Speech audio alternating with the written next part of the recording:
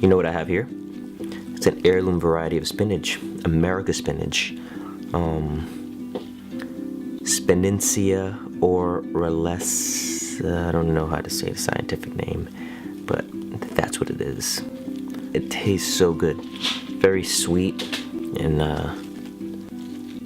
really has like a very refined, like sweet, like a very sweet spinach. Yeah, tastes like spinach but sweeter. They're bolting. They have been bolting, and which means they've been going to seed. And let's see if I could find a nice flower on one. That is what a spinach flower looks like. Yep, spinach flower. So it puts this up, and this is what pollinates and bears seeds. The flower of a spinach plant.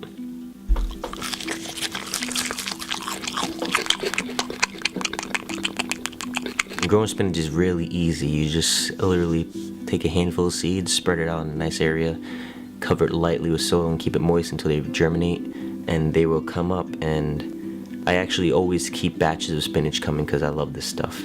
I have sprouted spinach, and then I have about, juvenile spinach, if you want to call it, like baby spinach. You can eat the greens, and then I have mature, full spinach, which I actually harvested today because they started to bolt.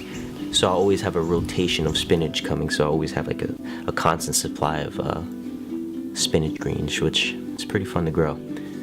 I also am looking forward to harvesting this stuff, Salsify. I hope I'm pronouncing right. It's spelled Salsify. Salsify.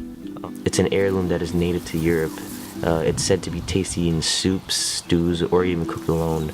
You plant it in the spring, you dig it up in the fall, and it's supposed to have the taste of a non-sweet parsnip. And this variety actually dates back to the 1800s. The young plants actually looks like grass, but what I want is the root itself. But yeah, I actually planted this last year, and it lived through the cold, and maybe I can harvest this spring instead of harvesting the fall. And I have a bunch of these actually replanted because they're really fun to grow, and they're they take up good room in the garden, which I actually kind of like. It looks nice, This morning I was reading The Secret Life of Plants. It's actually one of my favorite books. I can't stop rereading it. It's that good. But there's something really cool in here that I think it's worth sharing. What I will be reading is from chapter 11, Plants and Electromagnetism. Pretty interesting stuff. Just as plants respond to the wavelengths of music, so they are also continually being affected by the wavelengths of electromagnetic spectrums. From Earth, Moon, planets, cosmos, and from a proliferation of man-made devices, only it remains to be established exactly which are beneficial and which are harmful. One evening in the late 1700s, the French writer and astronomer Jean-Jacques Dertous de Mairan, cannot pronounce that name, was watering a series of pet Mimosa pudica, which are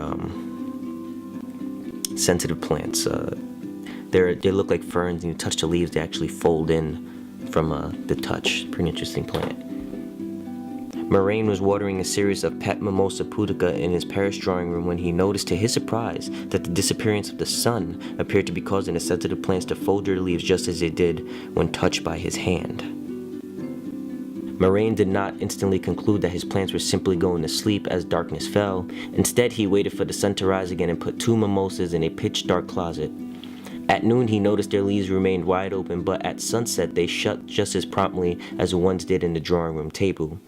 The plants, concluded Mairan, must be able to sense the sun without seeing it. In his report to the French Academy, he lamely suggested that his plants must be under the influence of an unknown factor of the universe, and that because hospitalized patients seemed to get extremely weak at certain times, they too might be subject to the same force.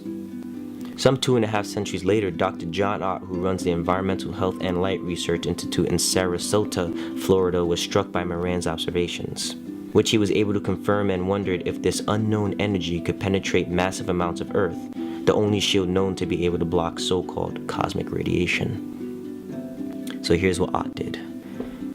Ott took 6 mimosa plants down a mine shaft at noon to the point of 650 feet beneath the Earth's surface. Unlike those in the dark of Mairan's closet, Ott's subterranean specimens immediately closed their leaves without waiting for the sunset. They did so even when incandescent light bulbs were lit around them. Except for the fact that he related the phenomenon to electromagnetism, of which little was known at Mairan's time, Ott was much in the dark about the cause, as it had been his 18th century French predecessor. So the cool thing is, these small observation and experiments is what inspired what is known today as the study of biological circadian rhythms, which is pretty interesting. Circadian rhythms, too. If you don't know what circadian rhythms are, you're on the internet now, so you should look it up. It's pretty cool stuff. Thanks for watching.